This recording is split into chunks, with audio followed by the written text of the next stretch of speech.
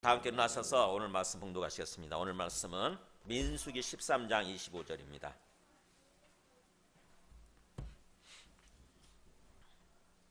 민수기 13장 25절 구약 페이지 217쪽입니다. 민수기 13장 25절부터 14장 12절까지인데 좀 기니까 25절부터 33절까지 있고 그 다음에 14장 6절부터 11절까지 읽도록 하겠습니다.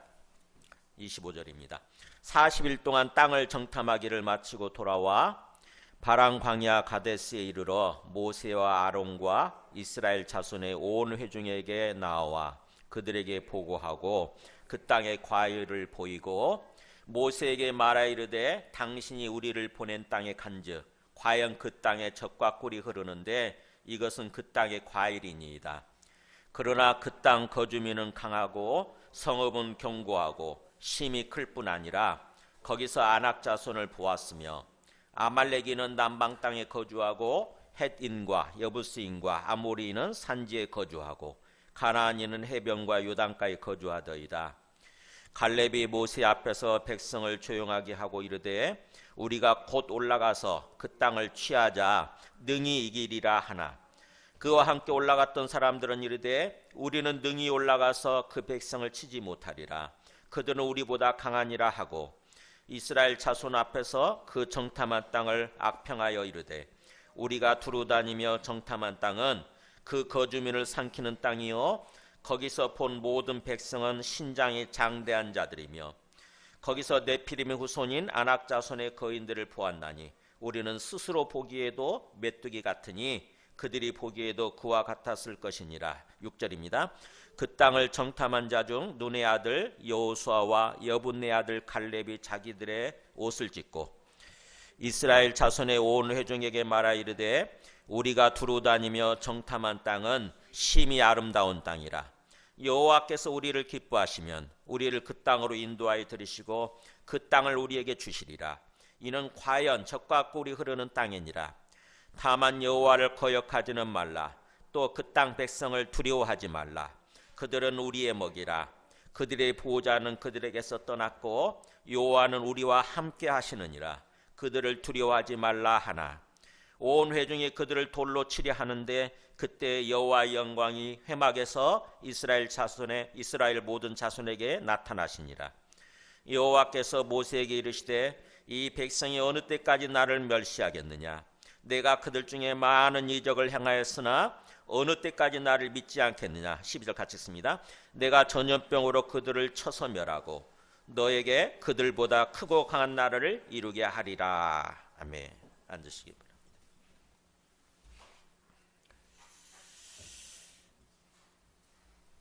지금 우리 성경이 이게 민수기죠. 민수기가 히브리어로 뭔 줄 아세요? 베미드바르 그래가지고 우리말로 해석하면 광야에서 이런 뜻입니다. 광야에서. 미드바르가 광야인데 베미드바르 그러면 영어로 in the desert. 광야에서 일어난 일이에요. 광야에서. 광야가 뭐죠? 이스라엘 사람들이 출애굽을 하잖아요. 애굽에서 종살이 하다가 노예살이 하다가 하나님의 은혜로 구원받죠. 거기서. 그죠? 그래서 출애굽을 합니다. 애굽을 나오게 되는 거예요. 그리고 나서 가나안 땅으로 들어가야 되는데 하나님이 약속으로 주신 그 젖과 꿀이 흐르는 땅 거기 들어가게 되면 행복하게 살 수 있다는 거죠. 어떻게 보면 그 젖과 꿀이 흐르는 땅으로 들어가야 되는데 젖과 꿀이 흐르는 땅 약속의 땅으로 들어가기 전에 거치는 시간 곳이 어디냐면 광야예요. 광야. 곧바로 출애굽을 하자마자 곧바로 그냥 공중으로 비행기 타고 이렇게 공중으로 날아서 가나안 땅에 들어가는 것이 아니라 광야를 거쳐야 돼요. 광야. 그 광야에서 일어난 일을 기록하고 있는 게 민수기입니다. 그러니까 우리도 마찬가지죠. 우리가 예수님 믿고 구원받잖아요. 예수님 믿고 구원받아서 그 다음에 천국에 들어가야 되는데 천국에 들어가기까지 시간이 있는 거죠. 그게 이 땅에서 우리 인생이에요. 인생의 시간. 그러니까 우리의 인생이라고 하는 것은 마치 이스라엘 사람들이 광야 기간을 통과했던 그 시간과 같다고 하는 것입니다. 그래서 어떻게 보면은 출애굽 과정은 우리의 인생의 구원의 과정, 우리 인생에서 구원의 과정을 이렇게 보여주는, 그걸 예표한다고 그래요. 미리 보여주는 예표예요, 예표. 그래서 이 출애굽 과정을, 출애굽의 역사죠. 어떻게 보면 이스라엘 사람들의 출애굽 과정, 이 출애굽의 역사를 찬찬히 살펴보는 게 굉장히 중요해요. 찬찬히. 이게 일단은 남의 얘기 아닙니까? 우리의 직접적인 얘기가 아니라 제3자 이야기, 남의 얘기잖아요. 그러니까 마음에 부담이 없어도 돼요. 내 얘기라고 한다면 마음에 부담이 잔뜩 있게 되는데 남의 얘기니까, 일단 제3자 이야기니까 부담 없이 볼 수 있잖아요. 부담을 다 내려놓고 그냥 재밌게 읽는 것입니다. 재밌게 읽어요. 잘 생각하면서, 야, 이스라엘 사람들이 출애굽한 다음에, 하나님의 은혜로 출애굽 받은 다음에 이런 식으로 생활했구나, 광야에서.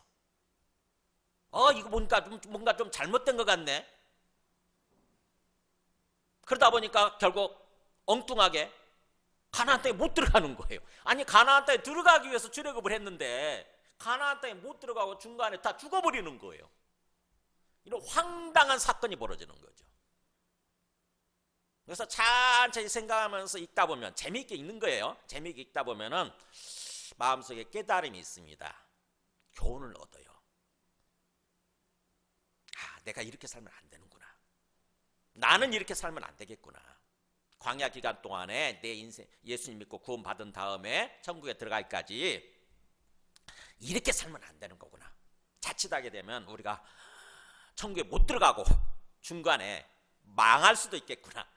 이걸 깨달아야 돼요. 그게 출애굽의 역사를 기록한 목적이에요. 목적, 이유예요. 출애굽의 역사를 왜 기록했느냐? 우리가 읽으면서 깨달으라고 하는 거잖아요. 그래서 재미있게 읽으시기 바랍니다. 재미있게. 오늘 예배도 재미있게 그냥 마음의 부담을 내려놓고 재미있게 한번 이렇게 제3자 관점에서 이렇게 천천히 한번 살펴보는 거예요.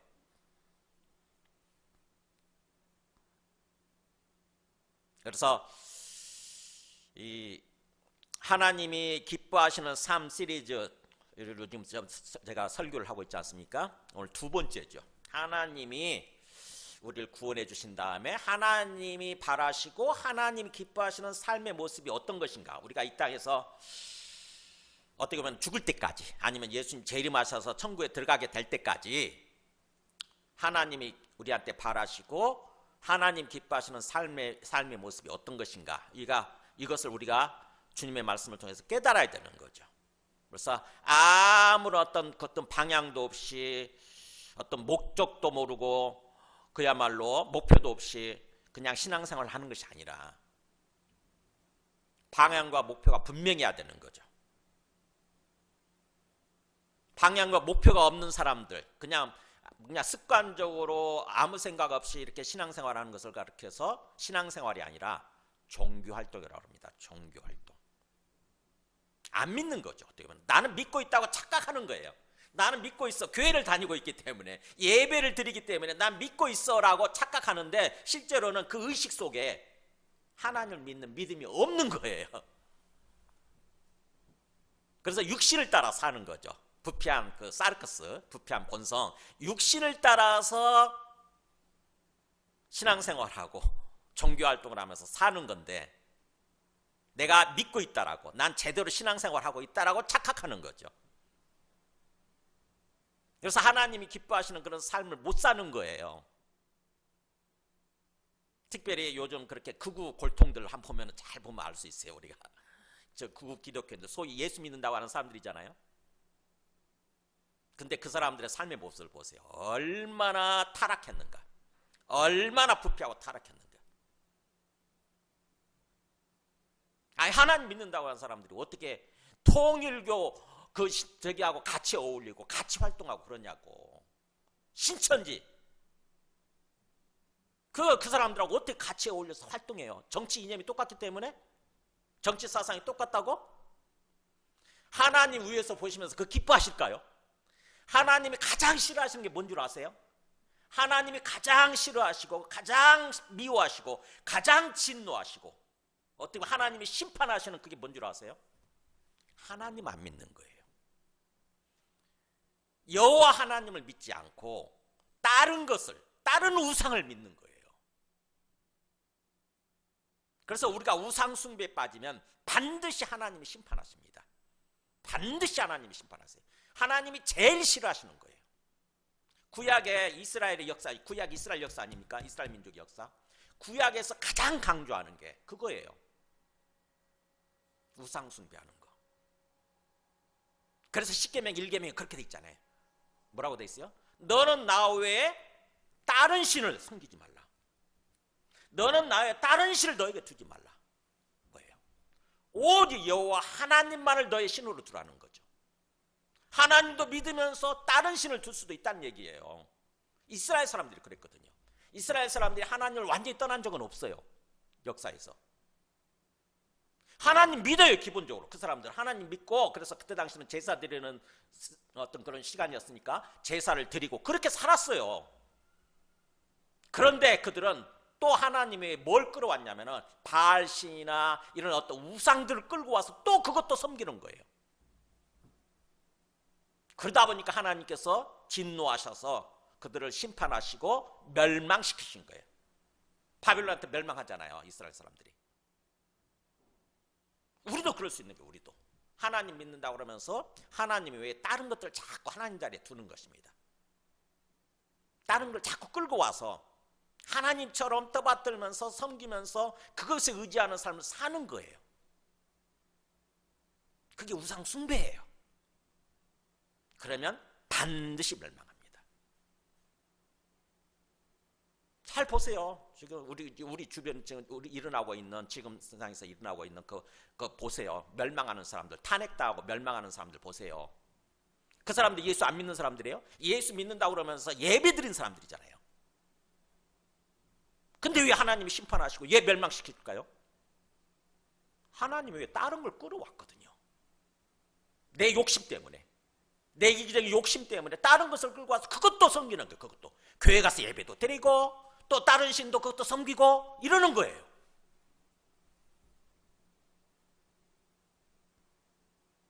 그럼 하나님이 반드시 심판하십니다.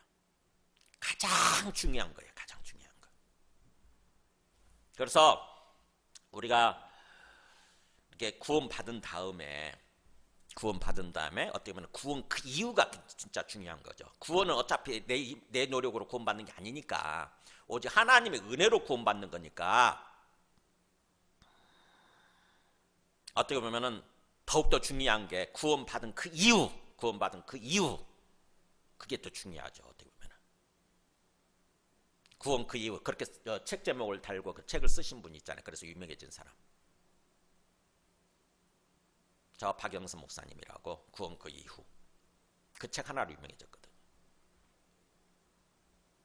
그러니까 어떻게 보면은 출애굽한 이스라엘 사람들에게도, 이스라엘 백성들, 이스라엘 민족들에게도 중요한 게 그거였던 거죠. 출애굽한 다음에 문제였거든요. 출애굽한 다음에 정말 그게 더 중요했는데, 그래야 가나안 땅에 들어갈 수 있었는데,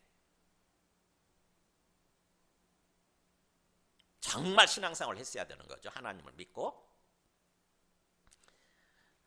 근데 그들이 그러지 못했던 거, 그것을 정말 적나라하게 보여주죠. 적나라하게. 민수기를 천천히 한번 들어보세요. 그래서 오늘 민수기 우리가 읽은 이 말씀 있잖아요. 13장, 14장, 이게 이스라엘 민족의 역사에서 굉장히 뭔가 전환점을 이루는 굉장히 중요한 어떤 그 순간의 기록이에요. 천추의 한이 되죠. 어떻게 이스라엘 민족에 있어서는. 이 사건 때문에, 이 13장, 14장에서 일어난 이 사건 때문에 출애굽 1세대 수많은 사람들, 그 사람들이 다 구원받지 못하고 가나안 땅에 들어가지 못하고 다 중간에 다 죽어야 했을 뿐만 아니라 전체가, 이스라엘 민족 전체가 40년 동안 광야사를 하게 되는 거 아닙니까? 그렇잖아요. 40년 동안 생각해 보세요. 40년 동안 물도 없고 먹을 것도 없는 그 광야에서 정말 낮에는 막 타는 듯이 뜨겁고 저녁에는 또 그냥 얼어 죽을 듯이 추운 어떤 그런 그 시간들인데, 그런 환경인데, 거기서 40년 동안 생활했다고 생각해 보세요. 한순간에 어떻게 보면 순간적으로 잘못해가지고, 순간적으로 잘못 생각하고 잘못하는 바람에 우리가 그럴 수 있잖아요. 그래서 우리도 그럴 수 있다고 하는 것을 주님께서 말씀해 주시는 거예요. 이것을 통해서 교훈을 얻어라. 좀 정신 바짝 차리고 교훈을 얻어서 너희는 그렇게 살지 말라 이거예요. 그래서 그런 관점에서 그 민수기를 읽으면 참 재밌습니다. 재밌으면서도 마음속에 크게 찔리는 게 있어요. 우리가 교훈을 얻습니다. 그렇구나. 왜 이렇게 정말 이렇게 어처구니 없는 모습으로 이렇게 살았을까? 왜 이렇게 행동했을까? 자, 오늘 말씀 보세요. 오늘 우선 한 배경을 여러분이 좀 생생하게 듣게 배경을 보여드릴게요. 지도 보여주세요. 이렇게 이게 지금 애굽 땅이죠. 이집트. 여기서 살다가 구원받아가지고 하나님의 은혜로 거기서 10가지 재앙을 베풀어가지고 애굽 사람들이 놓아주잖아요. 야 빨리 니네들 나가 이러잖아요. 빨리 니네들 나가. 그래가지고 막 돈까지 쌓아 짊어주면서 나가라고 그러잖아요. 돈까지 쌓아주면서. 그래가지고 거기서 이렇게 나오죠. 나가서 홍해를 이제 건너서 그 하나님 홍해에서도 진짜 엄청난 체험을 하죠. 그죠? 어떻게 바다가 갈라지냐고. 그래서 이 애굽에서 엄청난 재앙이 베풀어지는 걸 보면서 하나님을 경험을 해요. 이스라엘 사람들이. 너 진짜네 이거. 하나님 진짜 살아계시는가 보네. 그리고 또 홍해를 건너면서 또 엄청난 경험을 해요. 이게 진짜인가 보네. 하나님 진짜네 이거. 그런 경험을 하면서 쭉 이렇게 이제 광야로 가는 거예요. 그래서 여기 시내산이죠. 시내산에서 하나님이 나타나셔서 율법을 주시죠. 율법을 출애굽기 19장 24장 이렇게 나오죠. 율법을 주시면서 나와 언약 맺을래 안 맺을래 그러잖아요. 하나님이 나는 하나님이 되고 너희는 나의 백성으로서 그렇게 하나님 나라의 백성으로서 살겠다고 하는 그런 언약 계약을 맺을래 안 맺을래 그랬더니 이스라엘 사람들이 경험했으니까 하나님 엄청난 경험을 했으니까 우리 맺을게요 이러면서 계약을 맺지요. 그게 24장이 언약 체결식 계약 체결식이 24장에 나옵니다. 출애굽기 24장에. 그래서 그렇게 계약을 맺고 다시 시내산에서 출발을 해요. 그래가지고 가나안 땅을 향해서 쫙 이게 이제 가나안 땅이잖아요. 이게 약속의 땅, 젖과 꿀이 흐르는 땅. 그러니까 와요. 그 코앞에 가데스 바네아라고 하는 광야에 있는 이 가데스 이곳에 도달하지요. 이곳에서 하나님이 들어가라고 그래요. 이제 들어가라. 내가 약속으로 준 땅, 그걸 줄 테니까 들어가라 그래요. 근데 이 사람들이 겁을 잔뜩 먹어요. 아이고, 내 지금까지 삶의 경험을 통해서 그렇게 무대포로 들어가면 안 될 것 같아. 그래서 뭐라고 제안을 하냐면 우리 그냥 들어가지 말고요. 좀 정탐꾼을 보내서 정탐해본 다음에 전략을 짠 다음에 들어가면 어떨까요? 그러죠.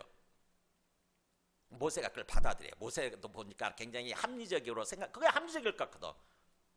그래서 받아들여요. 그래서 한 지파별로 한 명씩 쫙 뽑지요. 12지파니까 12명을 뽑아요. 그래가지고 12명을 뽑아서 보냅니다. 이 가나안 땅으로. 그랬더니 그곳에 가서 뭐 이 땅 저 땅 다 살펴보라고 그러죠. 그 사람들도 살펴보라고 그래요. 정탐하고 오라고 그러죠. 그래서 며칠 동안 정탐을 하냐면 40일 동안 정탐을 하고 이 가데스 바네아로 돌아오죠. 여기에 지금 그 모세와 이스라엘 백성들 150만 명 정도 되는 사람들이 기다리고 있는 거죠. 그래서 40일 동안 정탐하고 온 다음에 여기서 이제 보고를 하는 거예요. 정탐하던 사람들이. 그게 오늘 말씀이에요. 보세요. 12명의 사람들이 보고를 하는데 갈라집니다. 이 두 파로 갈라져요. 두 파로.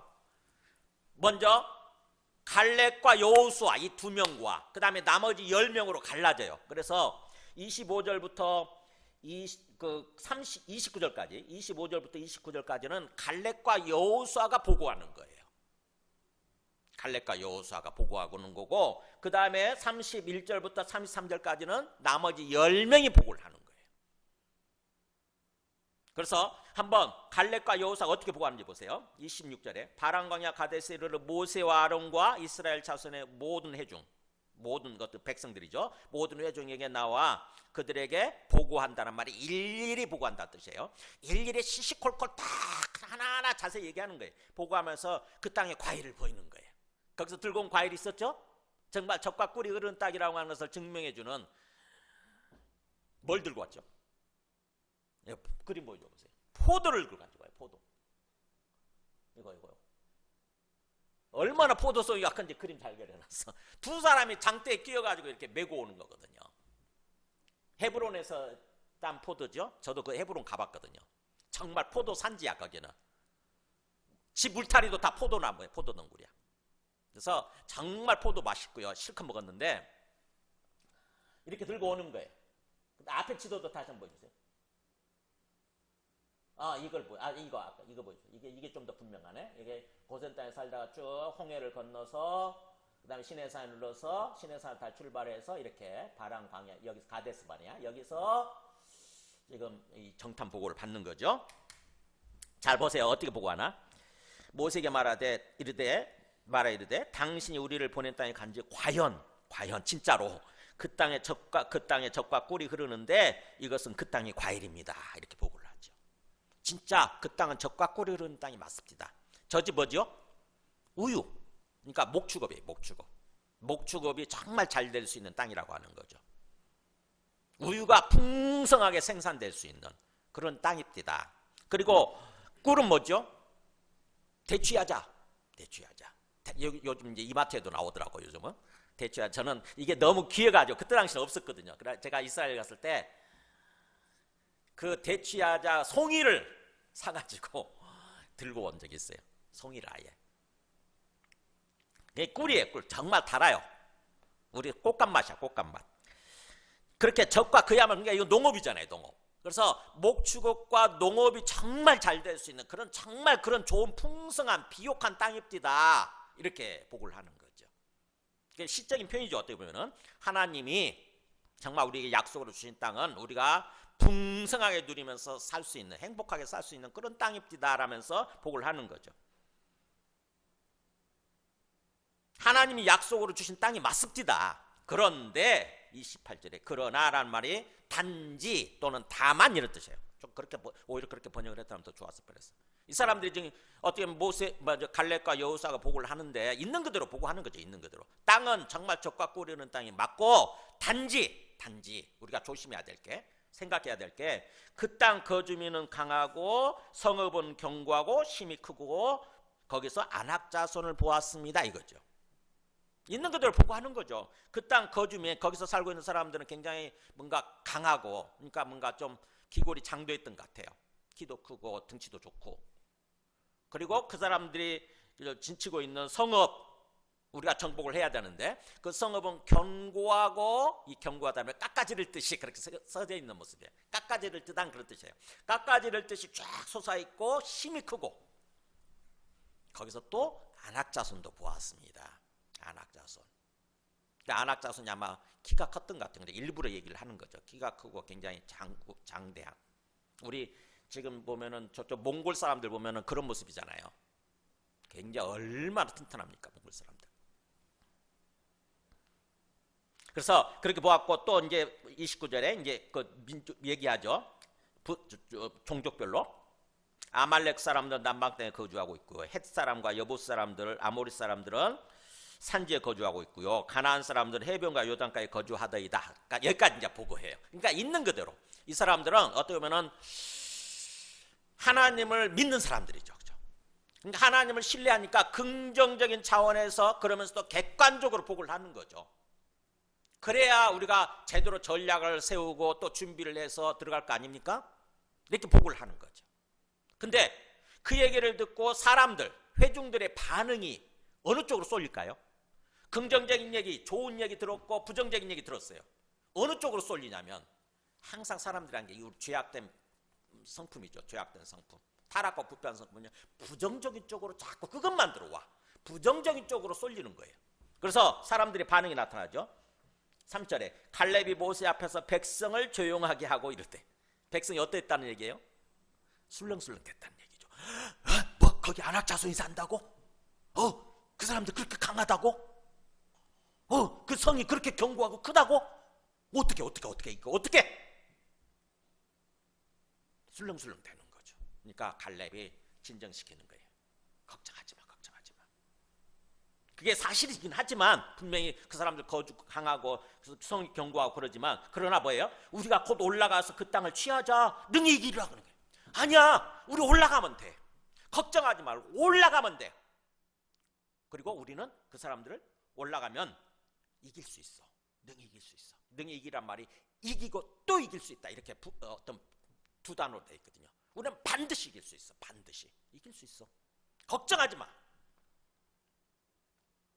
그랬더니 나머지 10명이 이제 아예 부정적인 쪽으로 거들고 나서는 거예요. 나머지 10명. 그게 이제 31절부터 33절까지 그 사람들이 잘 보세요. 어떻게 보고 왔냐면 그와 함께 올라갔던 나머지 10명의 사람들은 이르되 우리는 능히 올라가서 그 백성을 치지 못하리라. 그들은 우리보다 강하니라. 우리는 안 돼. 절대 그 백성 절대로 못 올라가. 그 사람들한테 못 올라가. 우리 이길 수 없어. 거기까지는 좋다고 쳐요. 굉장히 부정적인 평가인데 부정적이죠. 그죠? 자신감이 없죠. 전혀. 그 다음에 32절에 이스라엘 자손 앞에서 그 정탐한 땅을 악평하이르되 아예 이제 하나님의 약속의 땅마저도 완전히 깎아내버리는 거죠. 분명히 젖과 꿀이는 땅이라고 생각을 하고 열매까지 갖고 왔었는데 아예 깎아내리죠. 하나님이 약속으로 주신 땅 그거 잘못된 땅이야. 그거 하나님 우리에게 약속으로 주신 비전, 꿈, 천국 비전 그거 다 잘못된 거야. 뭐라고 하냐면 우리가 두루 다니며 정탐한 땅은 그 거주민을 삼키는 땅이야. 뭐요? 거기 들어가면 죽어. 거기 사람들 다 죽이는 땅이야. 죽이는 땅. 그러면서 거기서 본 모든 백성의 신장이 장자래. 뭐라고 그랬어요? 모든이란 말이 또 들어가요. 얼마나 막 이제 확대 과장하는 거죠. 어떻게 보면은. 그러니까 믿음이 없으면요 이런 식으로 나타나요. 항상 객관적으로 뭔가 얘기를 하는 것이 아니라 거짓된 것, 잘못된 것을 부정적인 것을 확대시키죠. 과장해서 표현을 해요. 거기서 본 모든 백성은 신장이 장대한 자들이며 아낙 자손만 신장이 좀 컸을 뿐이지 나머지 사람들은 똑같았거든요. 근데 모든이란 말이 붙잖아요. 모든 백성은 신장이 장대한 자들이며 그 다음에 거기서 네피림의 후손인 아낙 자손의 거인들을 보았다. 아낙 자손이 분명히 살고 있었어요. 근데 그 아낙 자손 앞에 뭐라고 붙냐면은 네피림의 후손이라고 그래요. 네피림의 후손. 아까 갈렙과 여호수아는 그냥 아낙 자손이라고 그랬잖아요. 근데 여기서는 네피림의 후손이라. 네피림이 누굽니까? 이스라엘 사람들의 이렇게 전해오는 전설 같은 거예요. 전설. 창세기에 나오는 전설 같은 존재. 어디 나오냐? 창세기 6장 4절에 나오죠. 6장 4절에 홍수 심판이 있기 전에 당시 땅에는 네피림이 있었고 나오잖아요. 네피림이 있었고 그 사람들은 용사라 그랬어요. 용사라. 고대 명성 있는 사람들이었더라. 그러니까 키도 크고 기골이 장대하고 그래가지고 어떻게 보면 싸움에 무조건 싸움 나가면 무조건 다 이기고 그런 사람들이 네피림 후손들인데 전설처럼 내려오는 거죠. 이게 전설처럼. 그래서 어떻게 보면 이 홍수 심판에 다 죽었죠. 사실 어떻게 보면 이 사람들 그렇잖아요. 홍수 심판에 다 죽고 노아의 후손들만 남지 않습니까? 그런데도 불구하고 이 사람들은 지금 생각이 믿음이 없어서 부정적이다 보니까 여기서 그걸 들먹이는 거예요. 아낙 자손은 네피림의 후손 같은 사람들이다. 네피림의 후손이다. 그래서 우리는 거기서 아낙 자손을 본 게 아니라 네피림의 후손을 보았어. 그럼 우리 다 죽는 거야. 그 사람들하고 싸우면. 이거죠. 그래서 우리는 스스로 보길 때 우리 눈에 볼 때 우리가 메뚜기 같았는데 아까 메뚜기 같은 존재였는데 아마 그들 눈에 볼 때도 우리가 그렇게 비쳤을 거야. 우린 메뚜기야. 메뚜기. 나무에 붙은 메뚜기. 아무것도 아니야. 그 사람들하고 붙어보기도 전에 우리 죽어 다. 이거잖아요. 그러니까 보세요. 믿음이 없으니까 얼마나 생각이 부정적인 생각이 과장되고 그렇게 됩니까? 이렇게. 이게 이 두 보고를 천천히 살펴보세요. 살아계신 하나님을 진짜 어떤 상황에서도 살아계신 하나님을 믿는다고 한다면은 하나님의 약속의 말씀에 대해서 긍정적으로 받아들이고 긍정적으로 생각하고 아멘하게 되고 또 뭔가 상황을 파악하더라도 객관적으로 파악하지만 믿음이 없으면 살아계신 하나님을 믿는 믿음이 없게 되면은 뭐예요? 완전 부정적인 것만 생각하는 거죠. 하나님의 약속의 말씀도 다 악평해버리고 다 부정적으로 깎아내리고 그러면서 모든 어떤 부정적인 생각이 과장돼서 나타나는 거죠. 과장되게 표현하는 거예요. 우리 자신을 잘 살펴보세요. 저는 이거 보면서 깊이 생각을 하게 되더라고. 나도 그런데 이렇게 그잖아요. 우리 모습이 이게 우리 모습. 어떤 환경 상황 있잖아요. 지금 이 사람들은 두려운 상황을 맞이한 거 아닙니까? 그 사람들하고 싸워서 이제 들어가야 되는데, 가나안 땅에 들어가야 되는데 굉장히 어려운 어떤 힘든 상황을 맞이한 거예요. 근데 그 힘든 상황 속에서 하나님을 믿어야 되는데 하나님을 믿지 않다 보니까 오히려 완전히 부정적인 어떤 그런 쪽으로 흐르게 되는 거죠. 위에서 하나님이 살아계시고 하나님이 지켜보고 계신다고 한다면 어떤 생각을 하시겠어요? 참 그런 생각이에요. 하나님이 지금 살아계시고 지켜보고 계실 텐데 하나님 어떤 생각을, 이 모습을 보면서 어떤 생각을 가지셨을까? 또 모세의 입장에서, 이들을 이끌고 가는 모세나 아론 입장에서 보면 얼마나 참 힘들었겠어요. 참 힘들었겠다 이런 생각을 해요. 정말 힘들었겠다. 이 복을 나는 사람들이, 두 번째 복을 나는 사람들이 지도자들이잖아요. 그 공동체 지도자들이에요. 10지파의 두령들입니다. 수령들이에요. 우두머리들이에요. 지도자들. 근데 지도자들이 자기 회중들, 성도들을 정말 올바르게 깨우치고 올바른 삶으로, 올바르게 신앙생활하도 이렇게 이끌어가야 될 텐데 오히려 정반대로 가고 있는 거잖아요. 정반대로 막 성도들 막 들쑤셔가지고 안돼 우리 거기 들어가면 안돼, 하나님이 주신 거 다 꽝이야, 꽝, 약속의 땅 그거 다 잘못된 거야, 우리 절대 들어가면 안돼. 지도자들이 교회에 뭔가 어떤 그 권사로 세워지고 어떤 그 다락방 어떤 순장으로 세워져 있는 사람들이 이런다고 생각해 보세요. 그러면은 그 담임 목사가 얼마나 힘들겠냐고요. 망하는 거거든요. 교회 망하는 거예요. 그래서 정말 믿음이 필요하다고 하는 것입니다. 믿음이 아까도 말씀드렸지만 히브리서 11장 6절 믿음의 정리가 나와요, 성경에. 믿음이 없이는 하나님을 기쁘시게 하지 못한다고 그러면서, 그죠? 믿음이 없으면 절대 하나님을 기쁘시게 하지 못해요. 하나님이 기뻐하셔야 우리 삶을 인도해 주시고 은혜를 베풀어 주시고 그러는 건데 하나님 절대로 기뻐하시지 않는다고 하는 거죠. 믿음이 없다고 한다면. 그래서 하나님께 나아가는 자는 두 가지를 꼭 믿어야 된다고 그러죠. 보세요. 뭐예요? 첫 번째는 반드시 그가 계신 것과 하나님이 계시는 걸 믿어야 된다는 거죠. 안 보이지만, 눈에 안 보이지만 하나님이 지금 살아계신다. 그 하나님은 나의 주님이 되신다. 그 하나님이 뭔가 나에게 뜻이 있어, 좋은 뜻이 있어서 좋은 의도로 이 상황을 허락하시고 지금 위에서 지켜보고 계신다. 이걸 믿어야 되는 거죠. 하나님을 믿는 거. 그러면서 두 번째 뭐예요? 그가 자기를 찾는 자들에게 상 주시는 이심을 믿어야 할지니라. 열심히 어떤 상황 속에서 하나님을 열심히 찾는 거죠. 하나님 지금 어려운데, 지금 힘든 상황인데 하나님 어디 계세요? 하나님 도와주세요. 이렇게 하나님을 열심히 찾고 뭐 기도하는 거죠. 하나님께 찾고 예배드리고, 하나님을 찾으면 뭐예요? 하나님 반드시 상 주신다, 응답해 주신다는 거죠. 응답. 두 가지를 믿는 거예요. 두 가지. 우리는 하나님이 이렇게 살아계신다, 하나님을 찾으면 하나님이 응답해 주신다. 이걸 믿는 거예요. 이거.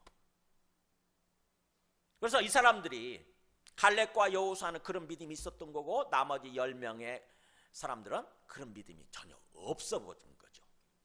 교회 우두머리임에도, 교회 지도자들임에도 불구하고.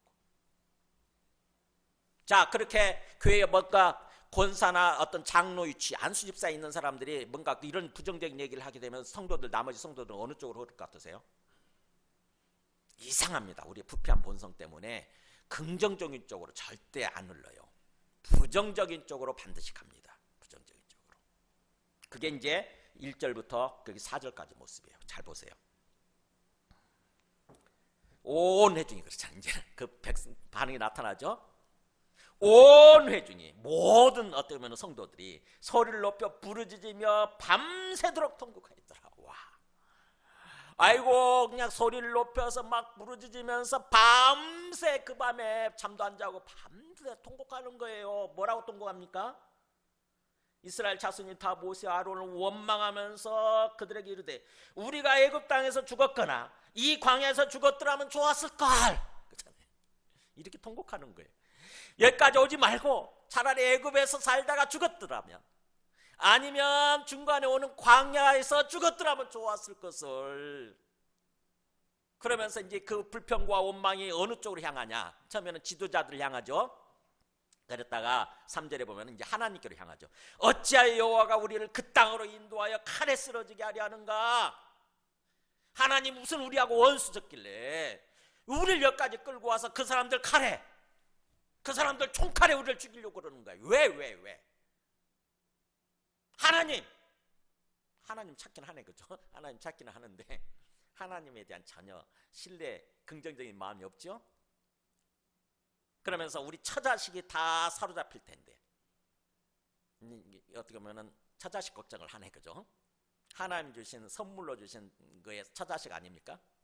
근데 그 처자식 때문에 어떻게 보면 하나님을 원망하네. 우리가 처자가 다 그들한테 사로잡히게 되고 그렇게 될 텐데 그러기 전에 애굽으로 돌아가는 것이 낫지 않냐, 그렇죠? 우리 애굽으로 다시 돌아가는 게 낫지 않을까? 예수 믿기 전에 삶으로 다시 우리 돌아가는 게 낫지 않을까? 저 세상 사람들처럼 우리 돌아가는 게 낫지 않을까? 이렇게 이거예요. 그래가지고는 서로 자기들끼리 막 말하죠. 이에 서로 말하면서 야, 우리가 한 지휘관, 지도자를 새로 세우고 애굽으로 돌아가자, 이런 거예요. 저 모세는 안 갈 것 같고 아람도 안 갈 것 같으니까 우리 가운데서 우리 10지파 가운데서 지도자 새로 세우고 우리 돌아가자, 우리끼리 돌아가자. 기가 막힌 현상이 지금 벌어진 거죠. 그러니까 어떻게 보면 10명의 지도자들에 의해서 부정적인 얘기를 듣자 전체가 이스라엘 백성 온 회중이 부정적인 쪽으로 완전히 가버린 것입니다. 하나님을 향해서 반역하는 거예요. 돌아가는 게 반역하는 거 아닙니까? 이게 반역이에요. 이게 반역. 반란을 일으키는 거예요. 하나님을 향해서. 우리 하나님 뜻대로 안 갈 거예요. 우리 하나님 싫어요. 내가 하나님 되고 우리 마음대로 할 거예요. 우리 마음대로. 반역이에요. 그게 하나님 거역하는 것이고 그게 가장 핵심적인 죄를 저지르는 거예요. 하나님을 향해서 반역하는 거.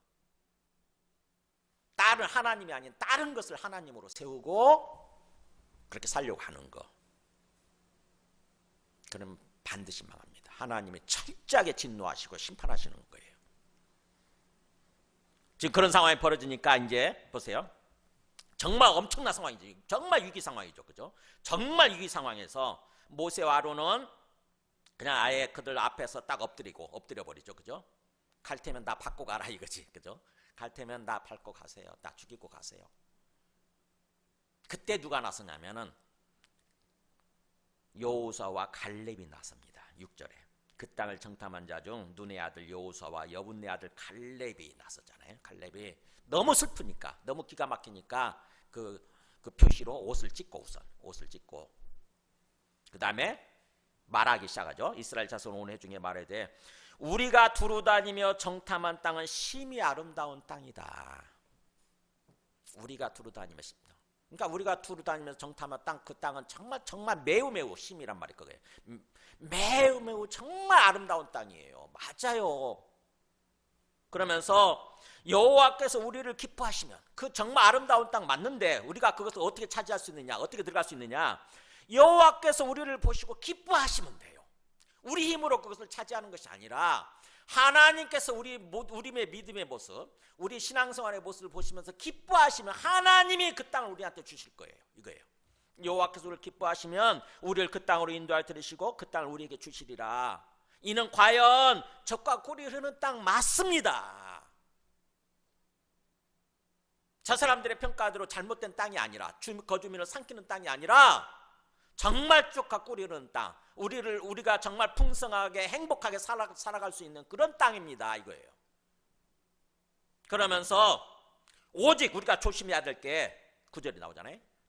다만 오직 여호와를 거역하지 마세요. 여호와, 하나님을 향해서 반역하지 마세요. 또 그 땅 백성을 두려워하지 마세요. 그 사람들 두려워할 거 없어요. 왜냐? 그들은 우리의 먹이에요. 먹이. 우리의 빵이에요. 우리의 빵. 우리의 밥이에요. 밥. 옛날에 밥이라고 번역돼 있었죠. 우리의 밥이에요. 밥. 우리가 메뚜기가 아니라 그들이 우리의 먹이에요. 이거잖아요. 긍정적 믿음이 있으니까 굉장히 긍정적인 생각을 갖고 그 긍정적인 생각이 확대되죠. 그들이 우리의 먹이에요. 그들의 보호자는 그들이 떠났고 그들의 신이죠. 어떻게 보면 그들의 신이라고 하는 그들의 보호자들은 그들이 없어요. 그들과 우리 가봤더니 없습니다. 없고요. 그 가짜 신을 섬기는 거고.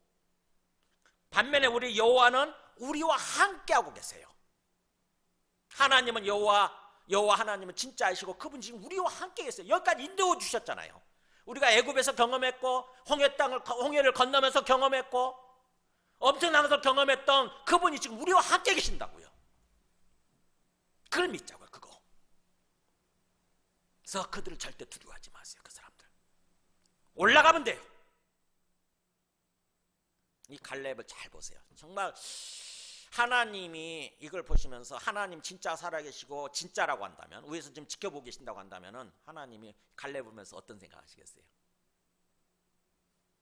어떤 생각 하실 것 같으세요? 하나님의 생각이 나옵니다. 어디 나왔어요? 그 24절 한번 보세요. 24절 보세요. 거기 넘겨서 24절 같이 읽고 시작. 그러나 내 종 갈렙은 그 마음이 그들과 달라서 나를 온전히 따랐은즉 그가 갔던 땅으로 내가 그를 인도하여 드리리니 그의 자손이 그 땅을 차지하리라. 와, 하나님 마음 얘기 나타나잖아요. 갈렙에 대한. 내 종 갈렙은 그 마음이, 그 마음속에 품은 생각이 그들 10명과는 달랐다. 그는 온전히 나를 따랐다. 온전한 마음으로 전적으로죠. 전심을 가지고 나를 따랐다. 나를 믿고 나를 따랐다고 하는 거죠. 그러니까 하나님을 완전히 믿고 완전히 신뢰한 거예요. 갈렙은. 하나님 너무너무 기쁘신 거죠. 그래서 그가 갔던 땅, 그가 정탐했던 그 땅으로 내가 그를 인도하여 드리리라. 그래서 그의 자손들은 그 땅을 차지하게 될 거다. 이렇게 되는 거예요. 실제로 차지하잖아요. 그죠? 그러니까 우리가 참 읽으면 재밌잖아요. 재밌으면서도 많이 이렇게 많이 찔리고. 우리는 10명의 그런 사람들 같은가, 아니면은 갈렙 같은 사람인가. 우리 대부분은요, 어떤 상황 속에서 잘 나갈 때는 괜찮아요. 근데 뭔가 좀 힘들 때, 우리 삶이 힘들고 뭔가 장벽에 부딪혔을 때, 어려운 상황일 때, 그때의 문제예요. 그때 갈렙보다는 대부분 보면은 10명의 사람들에 가깝습니다. 우리가 하나님 믿는 믿음을 놓아버리고요, 내가 내 삶의 주인 되어서 내가 뭔가로 할 수 있는 것 마냥 막 어찌할 줄 모르고 허둥지둥대고 우왕좌왕하고 하나님 자리에 다른 것을 끌어오고 자꾸 그래요. 나도 모르게 그렇게 돼요. 특별히 우리가 인생을 살면서 어려운 상황을 맞이할 수 있잖아요. 갑자기 내 몸에 병이 선포된다거나, 당신 암입니다. 이런 어떤 그런 소리를 들으면 갑자기 우리 마음이 무너지죠. 또 우리 하는 사업이 뭔가 부도나게 생겼다. 그러면 또 우리 마음이 무너지잖아요. 하나님 믿는 그게 놓아버리게 돼요. 어떻게 보면 나도 모르게. 그래가지고 어떤 수단과 방법을 가리지 않고 어떻게든지 뭔가를 끌어와서, 부정한 돈이라도 끌고 와서 내 회사를 살리려고 하는, 그렇게 하게 되죠.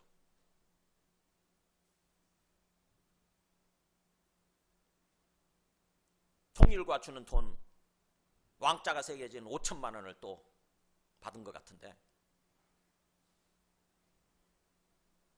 예수님 믿는다면서 가서 예배 드리면서 왜 그렇게 살아?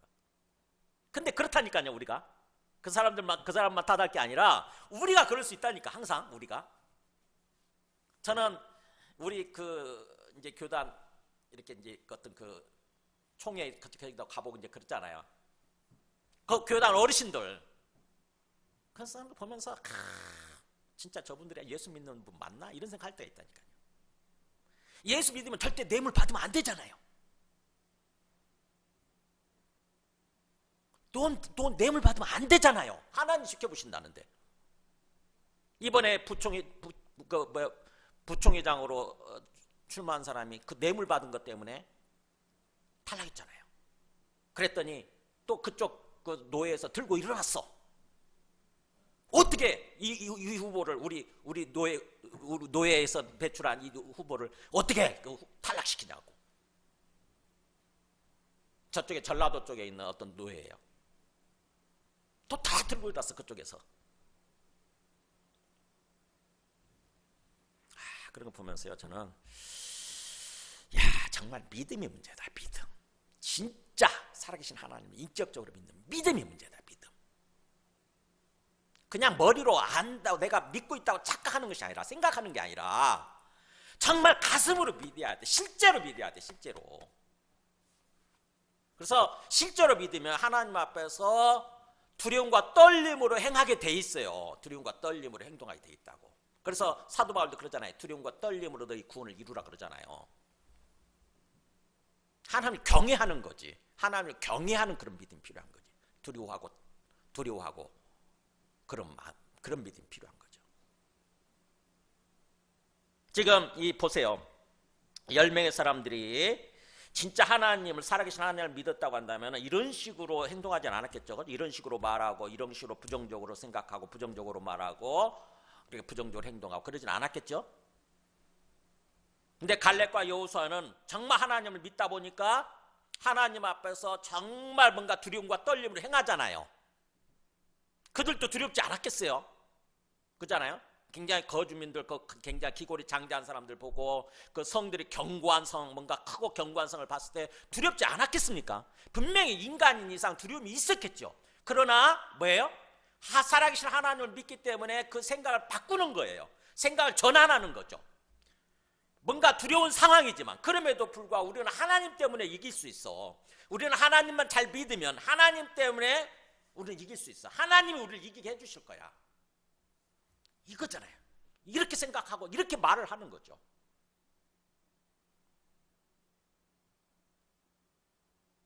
그래서 11절에 결국 그 사람들이 그 갈렙이 아무리 그렇게 얘기해도 그냥 그 받아들이겠습니까? 믿음이 없는데 돌을 가지고 그냥 그 갈렙과 여호사를 죽이려고 그러니까 돌로 치려고 그러죠. 그때 정말 위기 순간에 결국 하나님이 나타나시죠.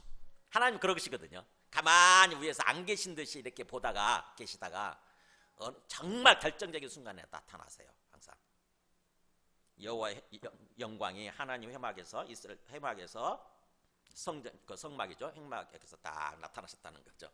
그래가지고 뭐라고 말씀하세요? 11절에 여호와께서 보세요 이르시되 이 백성이 어느 때까지 나를 멸시하겠느냐. 그잖아요. 언제까지 나를 그렇게 무시하고 나를 경시하고 그럴래. 그러면서 내가 그들 중에 그렇게 많은 이적을 행하였지만 그잖아요. 내굽에서 홍해에서 지금까지 엄청나게 많은 이적들을 행했음에도 불구하고 어느 때까지 나를 믿지 않겠느냐. 어느 때까지. 도대체 어느 때까지 나를 믿지 않겠느냐. 믿음이라고 표현하잖아요. 믿음. 어느 때까지 나를 믿지 않겠느냐.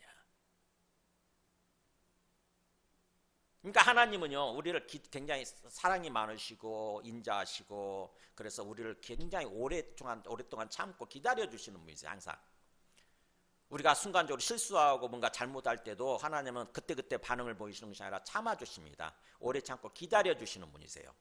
근데 우리가 계속해서 그렇게 하나님을 믿지 않고 뭔가 잘못 행동한다. 그럼 어떻게 될까요? 하나님 나타나십니다.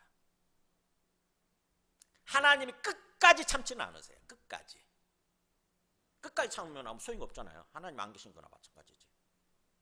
그래서 오래오래 참고 기다려주시고 사랑해주시지만 사랑을 베풀어주시지만 우리가 끝까지 믿지 않고 내 마음대로 이렇게 행동하게 되면 하나님이 결정적인 순간에 나타나셔서 진노하시고 심판하신다는 것입니다.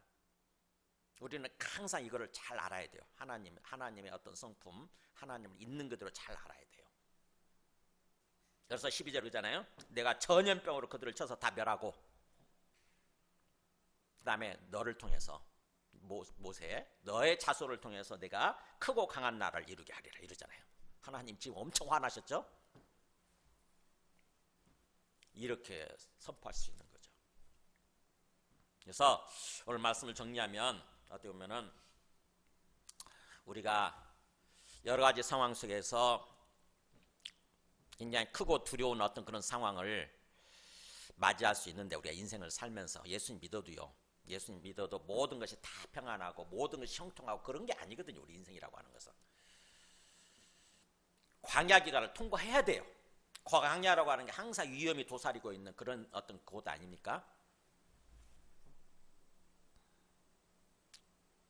불뱀들이 있고 뭔가 짐승들이 있고 그렇잖아요. 또 낮에는 너무 뜨겁고 저녁에는 너무 춥고 정말 힘든 환경이잖아요. 우리 인생이 그렇다고 하는 거죠. 우리 인생이.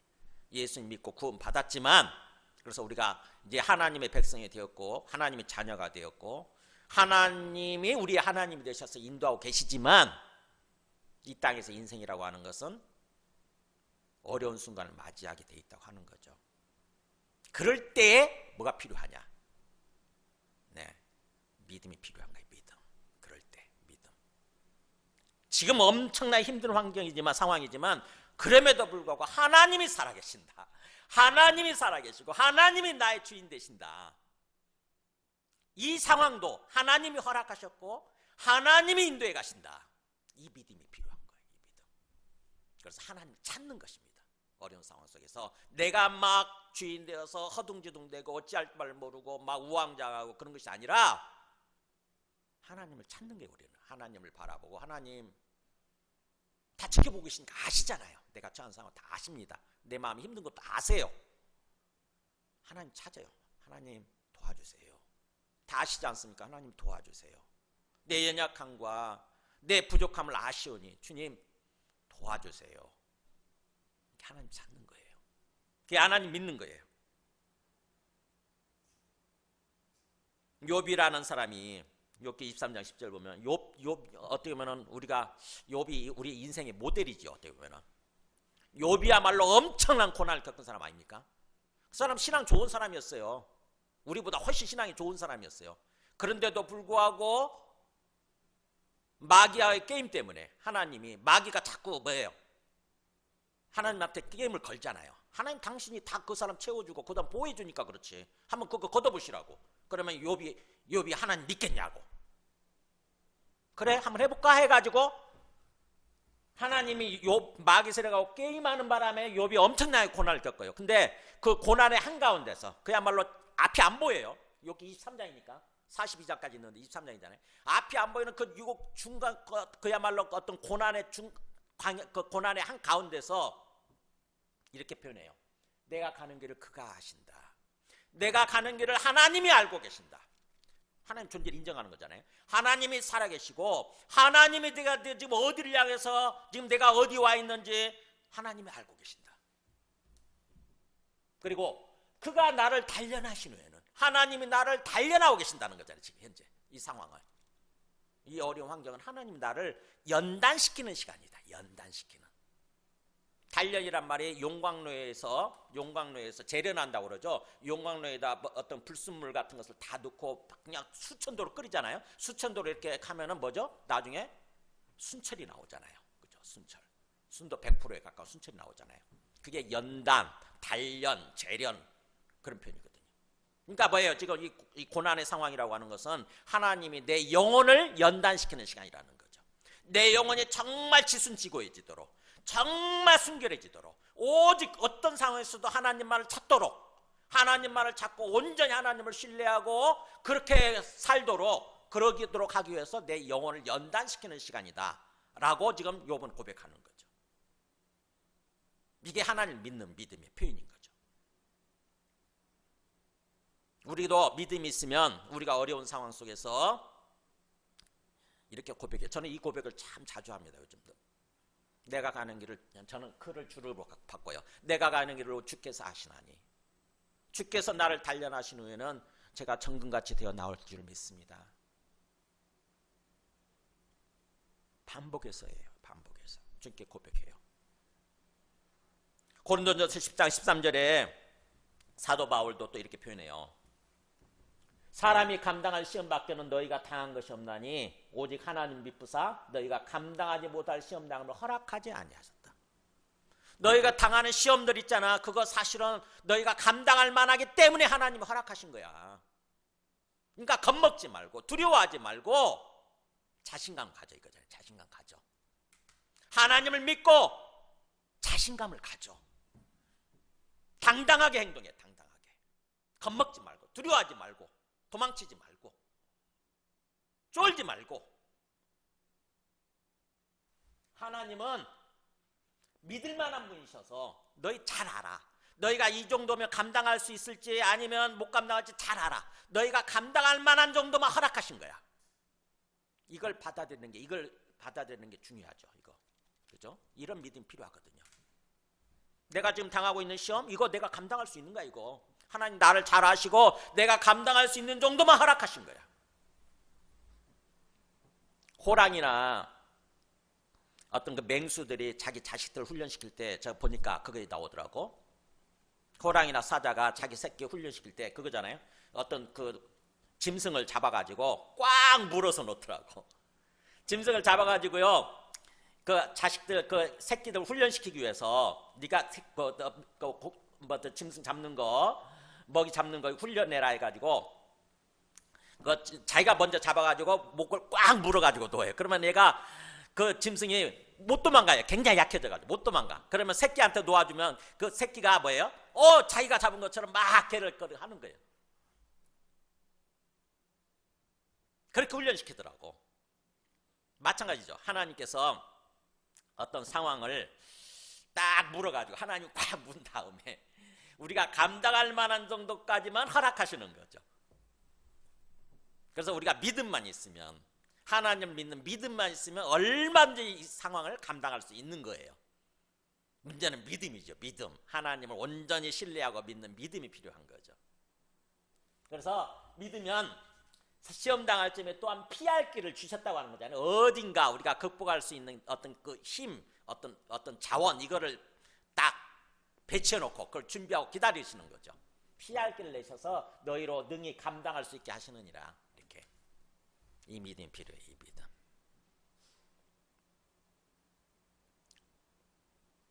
어려운 상황을 맞이하게 되면, 막상 어려운 상황을 맞이하게 되면 참 막 마음이, 믿음이 없어져 버리고 허둥지둥 되게 되는데 정말 이게 필요하죠.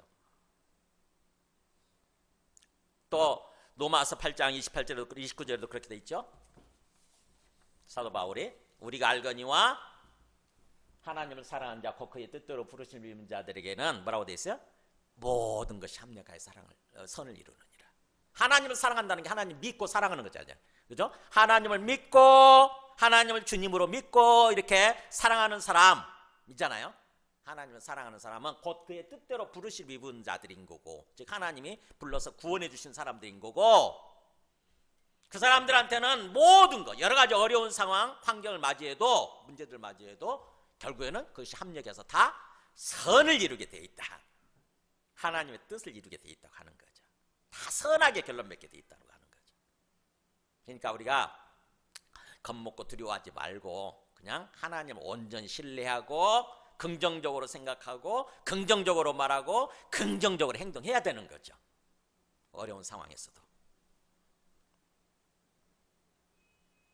자, 말씀을 정리합니다. 참 여러분은 어느 쪽에 가깝다고 생각하세요? 이 두 부류의 사람들 중에서 기본적으로는 우리 죄악된 우리 타락한 사람들은, 부패하고 타락한 사람들은 10명에 가까워요. 거기서 출발했잖아요. 사실은 우리 거기서 가까워. 근데 그게 거기서부터 뭔가 이렇게 출발해서 이제 예수님을 믿고 하나님을 믿게 되었다 할지라도 어느 순간에 우리가 다시 그쪽으로 돌아갈 수 있다고 하는 것입니다. 불신앙의 모습으로, 불신의 모습으로 이렇게. 그래서 그걸 경계해야 돼요. 내 마음속에 그런 생각이 싹 들 때 있어요. 어려운 상황에서 갑자기 부정적인 생각이 들면서 아이고 죽겠다, 죽어버려야 되겠다, 이런 생각 할 수가 있어요. 그때 그걸 뭐예요? 하나님을 생각하세요. 하나님을 바라보고 하나님 생각하고 그 부정적인 생각에 싹을 잘라버리세요. 거기서 딱 멈춰야 돼.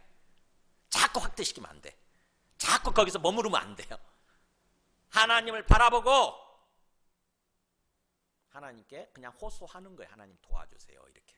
그래서 히브리서가 믿음의 성경 아닙니까? 히브리서 12장 2절 그렇게 돼 있죠. 믿음의 주라는 말이 시작자라는 뜻이에요. 믿음의 시작자요, 온전하게 하시는 이인, 그러니까 완성시키는 분이신 거죠. 믿음의 시작자요, 믿음을 완성시켜 주시는 분이신 예수를 바라보자. 예수를 바라보자. 우리 예수님이 어디 계시길래? 우리 앞에 계신다는 거죠. 하늘로 올라가셔서 지금 우리 앞에 우리 지켜보고 계시는 거예요. 하나님 아버지께서 구약에서 지켜보셨듯이 예수님이, 하나님의 아들이신 예수님이 지금 우리를 지켜보시는 예수 바라보자. 우리 고개를 들어서 예수님 바라보자. 그래서 예수님을 가슴으로 딱 받아들이게 되면 딱 우리의 부정적인 생각을 멈출 수 있죠. 내가 이러면 안 되지 이거. 예수님이 계시는데, 예수님이 지금 나의 주인 되셔서 내 삶을 인도하고 계시는데 부정적인 생각을 딱 거기서 멈추고, 부정적인 말도 딱 멈추고 어떻게 합니까? 긍정적으로 생각하고 긍정적으로 말하고 강하고 담대하게 행동하는 것입니다. 여호수아 1장 9절 마지막 말씀입니다. 여호수아도 엄청나게 어려움을 겪는 순간이 있었잖아요. 여호수아 1장이니까 모세가 죽었잖아요. 모세가 죽고 지금 자기가 다 떠맡았어. 자기가 저 150만 명이나 되는 저 사람을 떠맡고 떠맡아 저 사람을 데리고 지금 가나안 땅으로 들어가야 되는 상황인 거죠. 얼마나 어렵겠어요. 얼마나 마음이 두려움이 있었겠어요. 그때 하나님 뭐라고 그러잖아요. 내가 너에게 명령한 것이 아니냐. 내가 너에게 명령하지 않느냐. 이게 강조하는 거. 이게 내가 너에게 명령하지 않, 분명히 명령하지 않느냐. 뭐라고 그러세요? 강하고 담대하라. 두려워하지 말고 놀라지 마. 두려워하지 마. 쫄지 마. 너가 어디로 가든지 뭐라고 그래요? 너희 하나님 여호와가 너와 함께 하느니라. 내가 너와 함께 있어. 걱정하지 마. 날 믿고 강하고 담대하게 행동해. 이거잖아요. 자, 오늘 우리의 어떤 상황, 여러분이 처한 상황이 어떤 상황인지 다 사람마다 다 어려운 상황일 수 있습니다. 몸의 건강 때문에, 경제적인 문제 때문에, 또 가정의 어떤 자녀 문제 때문에, 또 내 진로와 아낄 문제 때문에, 여러 가지 어떤 그 문제들 때문에 참으로 마음이 걱정되고 두렵고 불안하고 그런 상황일 수 있는데, 이 상황에서 가장 필요한 것은 살아계신 하나님을 믿는 거예요. 고개를 들어서 예수님 바라보고 주님 도와주세요. 저희 연약함을 아시는 주님 도와주세요. 이렇게 기도하는 거예요. 하나님 찾는 것입니다. 우리 함께 찬송하고 기도하겠습니다. 찬송가 357장